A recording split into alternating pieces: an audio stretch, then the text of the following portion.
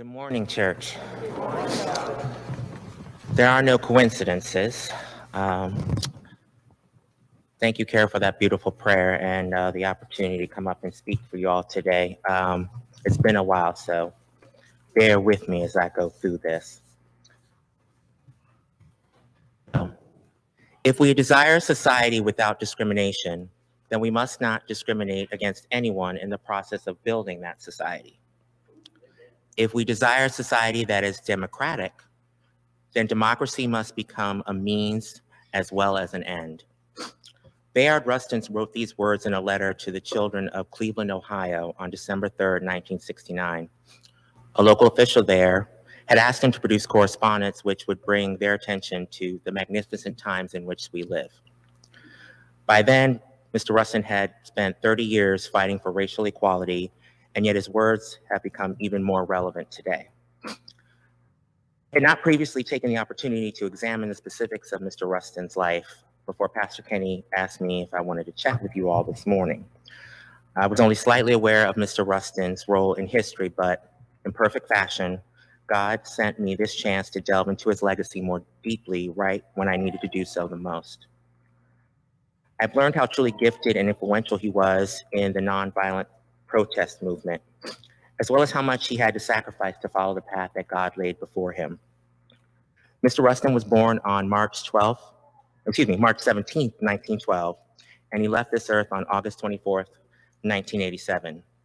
As one of 12 children, he was raised by his grandparents in the Quaker pacifistic tradition.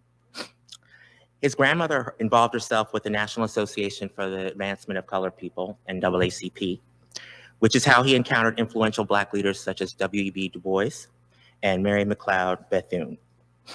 Although he never accepted a bachelor degree, he had a passion for learning like my own and took classes in multiple colleges and universities for 5 years after graduating from Westchester High School. Mr. Rustin had what would be considered a militant streak, which I have begun to develop myself in the last few years. Thanks to Les, he calls me militant. Give him credit where credit is due. Okay, so in the 1930s, he participated in the Young Communist League while the group focused on racial justice. He also conscientiously objected to military service during World War II, and he served over 2 years in prison for holding true to his beliefs. He spent several weeks in India studying how Mahatma Gandhi implemented nonviolent resistance there, and he also traveled to West Africa and supported independence movements in several African nations.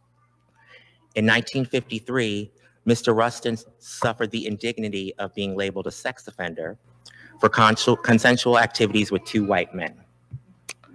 Although Mr. Rustin carried these burdens, he remained active in the civil rights movement, quietly working behind the scenes to end racism in our nation. He became a direct advisor to Dr. Martin Luther King Jr.